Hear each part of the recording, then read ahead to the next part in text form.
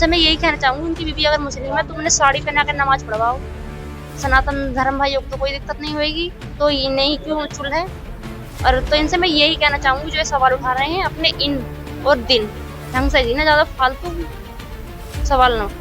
इस तस्वीर को गौर से देखिए। ये तस्वीर उत्तर प्रदेश के संभल की है। एक तरफ बुर्का है जो एक धर्म की पहचान माना जाता है और दूसरी तरफ कंधे पर कावड़ है जो भगवान शिव के प्रति अटूट आस्था का प्रतीक है। यह तस्वीर आज सोशल मीडिया से लेकर सियासत के गलियारों तक चर्चा का विषय बन चुकी है।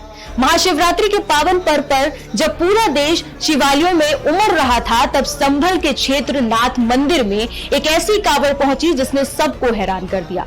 ये कावड़ लेकर आई थी तमन्ना मलिक। तमन्ना ने न सिर्फ 170 किलोमीटर की पैदल यात्रा की, बल्कि हर हर महादेव के जय घोष के साथ शिवलिंग पर जलाभिषेक भी किया। लेकिन इस आस्था के सफर के पीछे एक ऐसी कहानी है जो मोहब्बत, मन्नत और मजहबी दीवारों को तोड़ने की गवाही देती है। ये कहानी शुरू होती है करीब 3.5 साल पहले। संभल के बदनपुर बसई गांव की रहने वाली तमन्ना मलिक और अमन त्यागी ने समाज की परवाह किए बिना प्रेम विवाह किया था।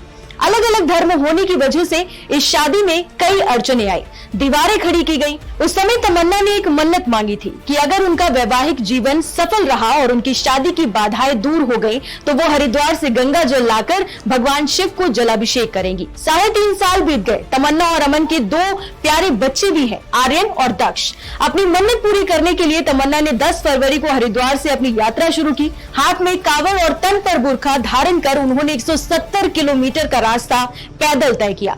इस कठिन यात्रा में उनके पति अमन त्यागी साई की तरह उनके साथ रहे। रास्ते में सनातन धर्म के लोगों और हिंदू संगठनों ने उनका स्वागत भी किया, उन्हें सहारा दिया। लेकिन जैसे ही ये सफर मंजिल पर पहुंचा, विवादों का बवंडर शुरू हो गया। विवाद की सबसे बड़ी वजह बनी तमन्ना की पोशाक। बुर्का पहनकर कावड़ लाना कई लोगों को नागवार गुजरा। सोशल मीडिया पर बहस छिड़ गई कि क्या एक मुस्लिम महिला का इस तरह मंदिर जाना और कावड़ लाना सही है। इस पर तमन्ना ने बहुत बेबाकी से जवाब दिया।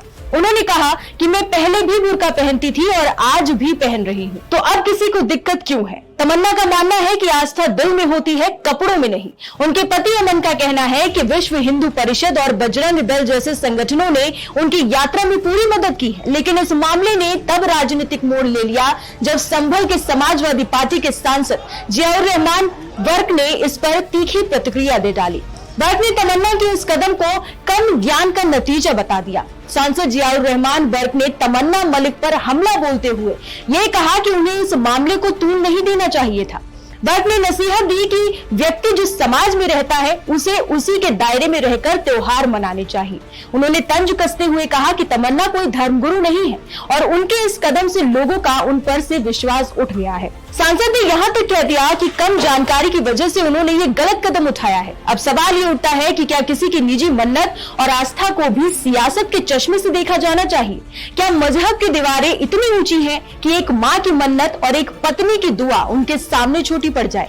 संभल की यह घटना हमें सोचने पर मजबूर करती है कि हमारे समाज में आस्था की परिभाषा क्या है और इसे तय करने का हक किसके पास है।